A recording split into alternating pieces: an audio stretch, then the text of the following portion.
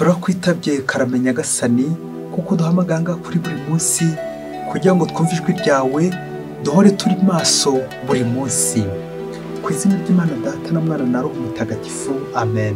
Amahoro bana b'Imana, nimuhumure, Imana iri kumwe natwe. Dore amasomo atagatifu adufasha guhamyiririro mu Mana kuri uyu wa kane w'icyumweru cya 21 tariki 25 Kanama 2022. Isomo rya mbere ni ryo mu ya mbere Paulo Mutagatifu yandikiye Abanyakorinti, umutwe wa mbere umurongo wa mbere kugeza kwa 9.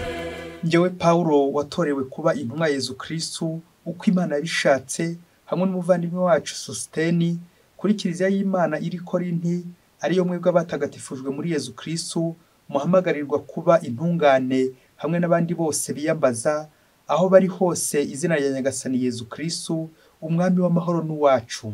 Tubifurije neza n'amahoro biva ku Mana umubyeyi wacu no kuri Nyagasani Yezu Kristu. Mbarashimira Imana yanjye kubera mwebwe nibuka neza yayo mwaherewe muri Yezu Kristu. Koko rero Imana basendejeho ingabire z'amoko yose muri we, cyane cyane yo kumumenya no kumenyesha abandi.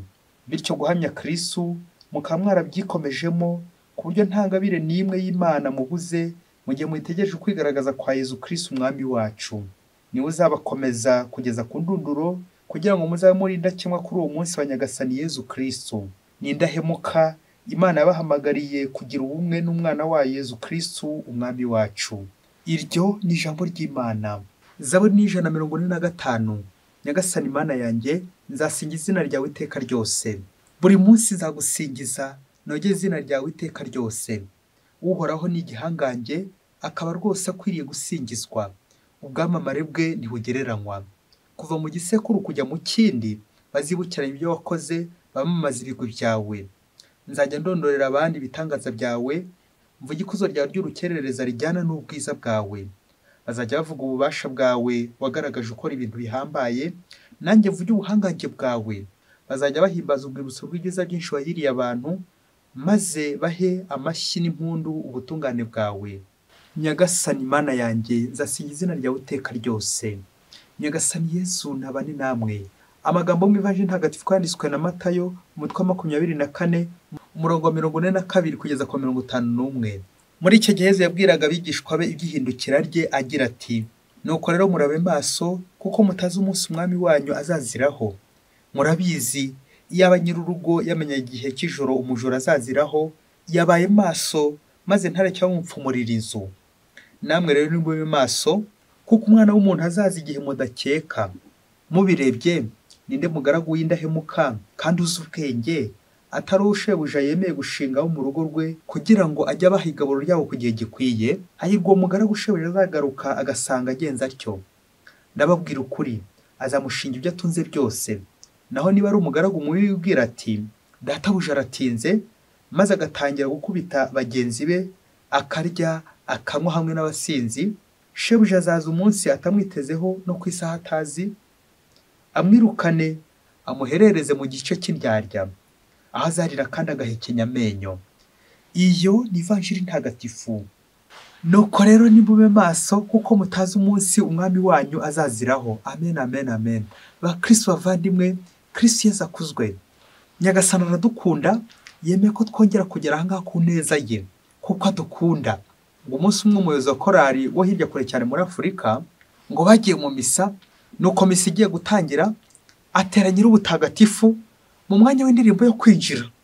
Nuko mwarimu abaza umunyeshuri ati: nk'ubu uyu muyobozi wa korali ari hehe? Umunyeshuri aramusubiza ati: ari ahandi. Bana b'Imana, amasomo umunsi araryoshye cyane, aho tujya kuzirikana ku ngingo igira iti: kuba maso, être vigilant. Uwo mugenzo mwiza, la vigilance, kuba maso. Kuba maso nyine ni ugutarangara, être attentif. Ngo umunsi umwe abashoferi babiri baganaga mu byerekezo bitandukanye, ngo umwe yari ari kwiruka cyane, undi ari kugenda buhoro. Nuko baza gukora impanuka, baragongana bombi. Ikibazo kikagira kiti: nuwuhe muri aba bombi uri mu makosa? Ari uwirukankaga, ari n'uwagendaga buhoro? Aha ndabizi wasanga usubije nkanye ko ruri yavudukaga cyane. Nuko ngo abapolisi bamaze kugera aho ngaho kugira ngo basuzume ibyo mpanuka, basanga uwateje impanuka ari wa wundi wagendaga buhoro, kubera ko uriya wihutaga we umuvuduko wari wemeye aho ngaho yagendaga. wa wundi wagendaga buhoro ngo yarahugiye kuri telefone arangaye, nguko guteza impanuka abandi mu muhanda, urangariye kuri telefone uri ahandi, nguko kuba birawuti biri hanze wibereye ahandi. Aho niba abandi bayirirwa ahandi, yibereye ahandi. Kurangara biteza impanuka. Nuko rero abakristo bavandimwe, natwe muri amasomo turazirikana uburyo yazaza dutunguye, mbese nk'impanuka cyangwa nk'umujura wa nijoro. Ubwo mu isomo rya mbere twatangiye ibaruwa ya mbere Pawulo mutagatifu yandikiye Abanyakorinti, turumva uburyo abanza kubasuhuza anabashimira, bityo akaba naho kubaha impanuro zo gukomera, kutadohoka, abasaba iki? Ubutungane. Pawulo mutagatifu arashimangira ingabire nyinshi Abanyakorinti bafite, abasaba kuzisigasira kugeza ryari? Kugeza ku ndunduro mu gutegereza Yezu Kristo, la paruzi, aho Yezu Kristo azahindukirira, le jour du jugement. Pawulo mutagatifu mu gukangurira abayoboke b'Imana bari Korinti ubutungane kugeza ku ndunduro, Yezu agarutse aragira ati, Yezu Kristo umwami wacu niwe uzabakomeza kugeza ku ndunduro, kugira ngo muzabe muri indakemwa kuri uwo munsi wa Nyagasani Yezu Kristo. Amen, amen, amen. Kuba indakemwa buri munsi, mu gitondo ukaba indakemwa, ku manywa ukaba indakemwa, na nijoro ukaba indakemwa, ahantu hose ukaba indakemwa. Pawulo akongera agatwibutsa ko nubwo twebwe twaba abahemu, Imana ikomeza kuba indahemuka, kandi buri munsi ni indahemuka. Imana yahamagariye kugira umwe n'umwana wayo Yezu Kristo umwami wacu. Amen, amen, amen. Nubwo njye nawe umuhemu, Imana izakomeza kuba indahemuka. Ako kaneza aragakunda, ubudahemuka. Ningira ubudahemuka nibwo nzashobora gukora neza ibikorwa. Ningira ubudahemuka nibwo nzavuga neza, nibwo nzakora neza, na nibwo nzasenga neza. Nguko umuhimbyi wa Zaburi nawe abiririmba ati, Nyagasani Mana yanjye nzasingiza izina ryawe iteka ryose. Amen, amen. Iyo uri muri état de grâce, iyo uri gukora neza, uri kuvuga neza, na nibwo ubona imbaraga zo gusingiza Imana, ugasenga neza uko bikwiye. Nguko guhora uri maso, guhora uri indahemuka, guhora uri indakemwa mu byo ukora, mu byo uvuga. Ivanjiri uyu munsi iragaruka ku by'umwihariko kuri uwo mugezo mwiza wo kuba maso, la vigilance, être vigilant.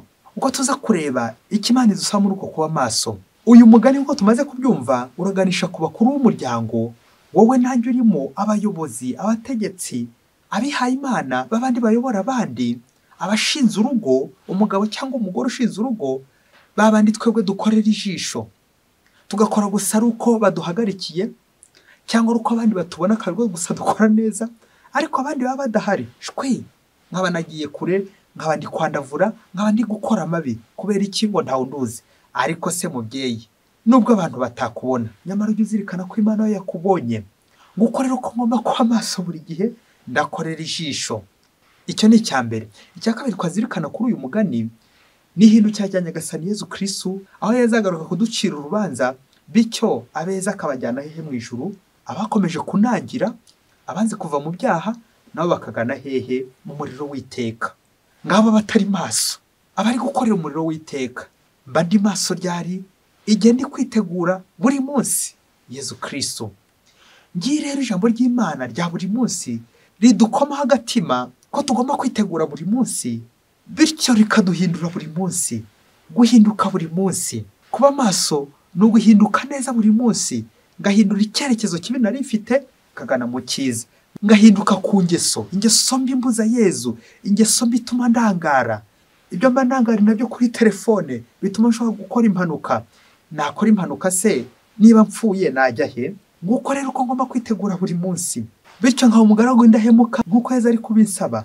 Niko ko abakristo bavandimwe, uyu mugani uratuganisha ukuntu Imana idushinga ibintu, ikaduha inshingano, ikaduha urugo, ikaduha urubyaro, ikaduha kurera, ngaho mu mashuri, ngaho mu ivuriro, ngaho n'ahandi hose dushobora kuyobora abandi.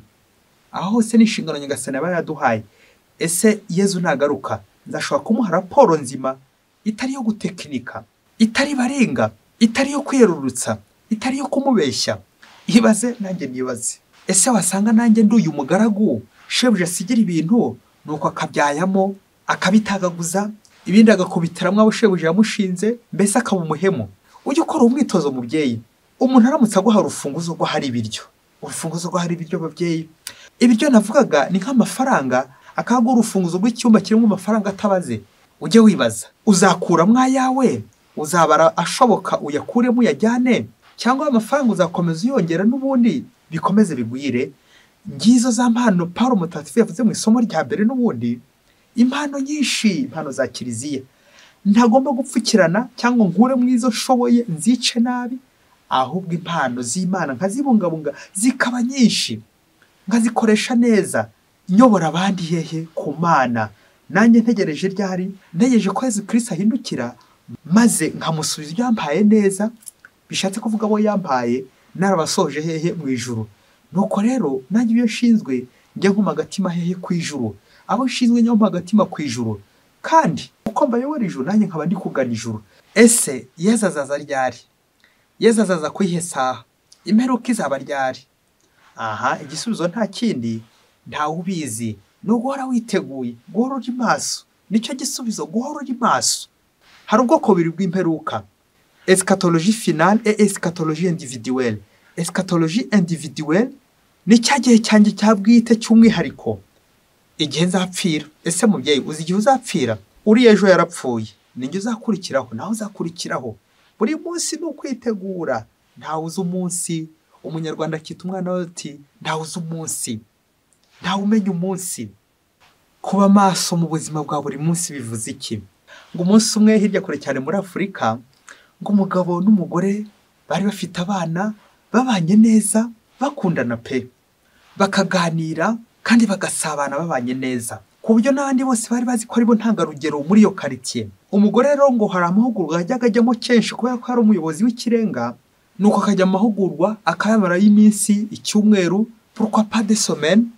Ubwo yagaruka n'ubundi umugabo akamuha raporo uko yacunze urugo, uko yasigaye akora indi mirimo yose, ndetse n'ibindi nawe yagezeho. Nuko bagakomeza bagashyira hamwe izo raporo bahana abatuye urugo. By'ibisanzwe abantu babanye neza bakunze gutangana akaraporo karyoshye. Mbese nk'urugo turi kuvugaho, nuko ngo umunsi umwe umukobwa uyu mugore wo muri urugo abyara muri batisimu aza kumusura umwana w'umunyeshuri muri vakansi.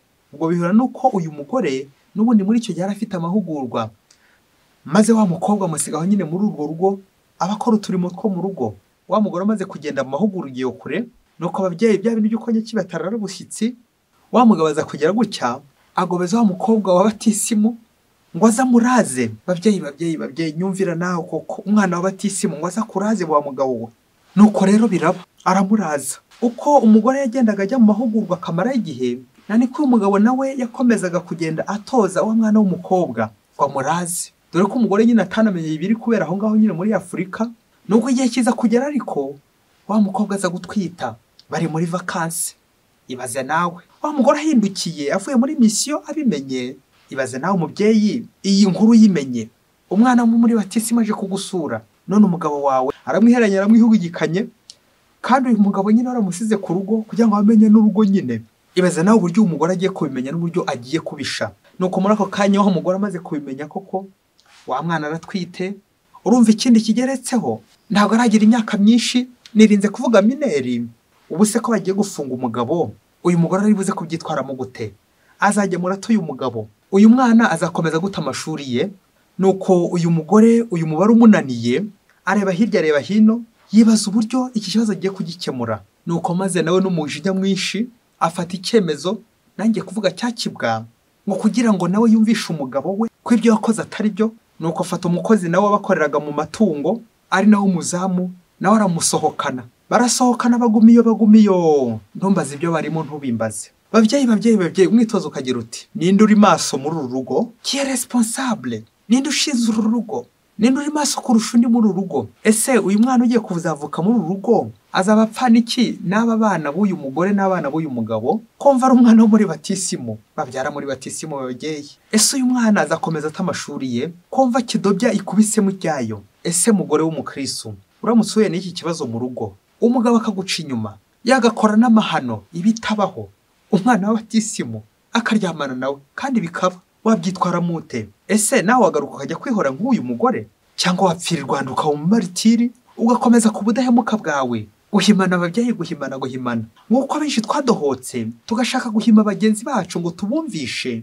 Ese mubyeyi, uhimye bihemu, wowe usigara witwa gute? Ibaze nanjye nibaze. Nk'uko abantu benshi tujya ducunga bagenzi bacu badahari, akaba dukora amabi. Mukristo umuvandimwe, ufite umuntu mubana, yagiye usigara he? usigara ukora iki?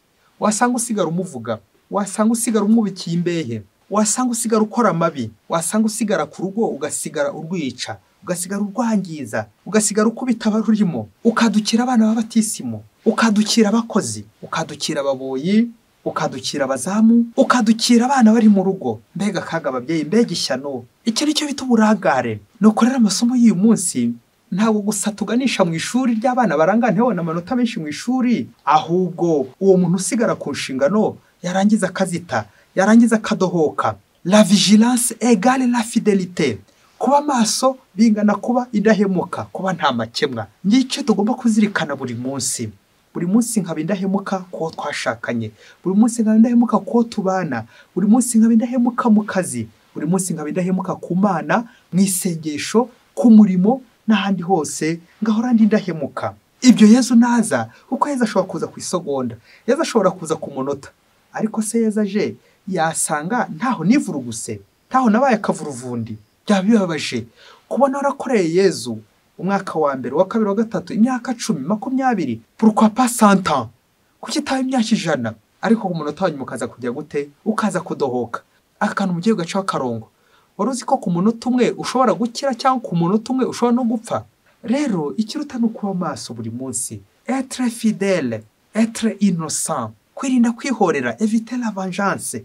Ngo uyu nguyu yakoze iki ngo nawe ngiye kumuhima. None se uzamurushije iki? Reka nkubwire mubyeyi, umugabo wa nataba maso, wowe uzamurushe ube maso. Ibaze nawe ufite amaso abiri, rimwe rigapfa. Ubwo se irindi urashaka kuryica kugira ngo urushe ko impumye? Nguko mubyeyi, nubwo no mu bana atangiye kuba impumyi, ari kwigira impumyi nako navugaga gutaba amaso nyine. Nirenze kuvuga ubuhemu, kwandavura.